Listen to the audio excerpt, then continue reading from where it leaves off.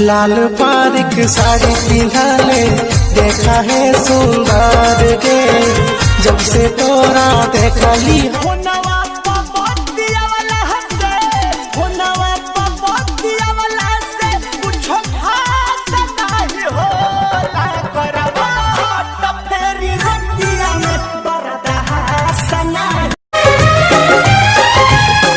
छुप के न देख ऐसे, खुल के दीदार कर ले, शर्मा न छोड़ भी दे, आ मुझसे प्यार।